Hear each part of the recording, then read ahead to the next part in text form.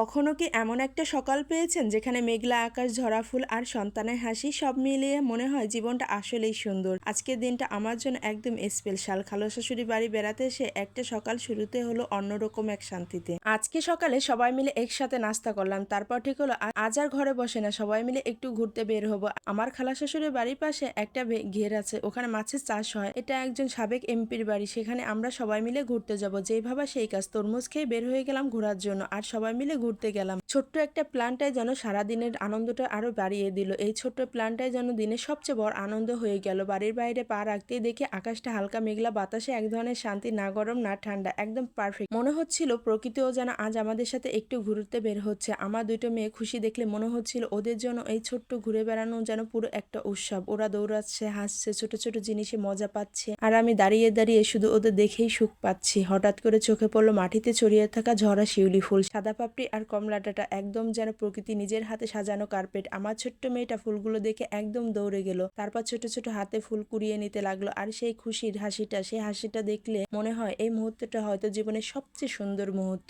আসলে ফুলগুলো দেখে শুধু মেয়েটাকে কি বলবো, আমারও যেন এতটা ভালো লাগছে। আর এরকম নিরিবিলি পরিবেশ আসলে কোথাও খুঁজে পাওয়া যাবে না। এখনকার দিনে তো এই নিরিবিলি পরিবেশটা সহজেই খুঁজে পাওয়া যায় না। আমার ছোট্ট মেয়েটা ফুলগুলো দেখে একদম দৌড়ে গেল, তারপর ছোট ছোট হাতে ফুল কুড়িয়ে নিতে লাগলো। আর সেই খুশির হাসিটা, সেই হাসিটা দেখলে মনে হয় এই মুহূর্তটা হয়তো জীবনের সবচেয়ে সুন্দর মুহূর্ত। আমি ওদের পাশে দাঁড়িয়ে ভাবছিলাম জীবনের সুখ মানে আসলে বড় কিছু না, এরকম ছোট ছোট মুহূর্ত, পরিবারের সাথে কাটানোর সময় আর সন্তানের হাসিগুলো আসল সুখ। আমার তো খুবই ভালো লাগছে। আমার বড় মেয়ে আর ননদ ওরা তো আগে চলে গেছে, আমার মেয়েটাও দৌড়ে দৌড়ে ওদের, আমার ছোট মেয়েটা ওর ফুপুকে আর ওর বোনকে ধরার জন্য দৌড়াচ্ছে, আর আমাকে বলছে আম্মু ওই যে ওরা, ওই যে ওরা, আর দৌড়াচ্ছে।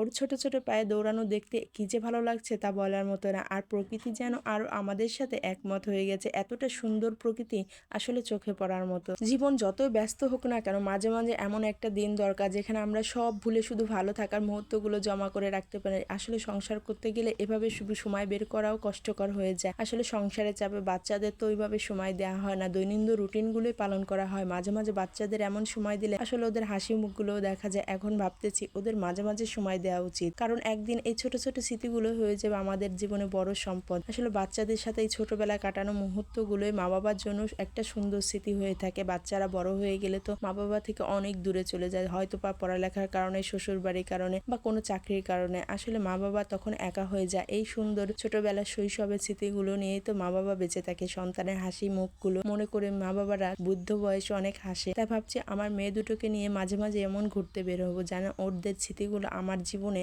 সবচেয়ে বড় সম্পদ হয়ে দাঁড়ায়, আর আমি যেন ওদের সাথে এরকম সুন্দর মুহূর্ত কাটাতে পারি। সবাই আমার জন্য দোয়া করবেন। আসসালামু আলাইকুম। ভালো লাগলে ভিডিওটা শেয়ার করে দেবেন।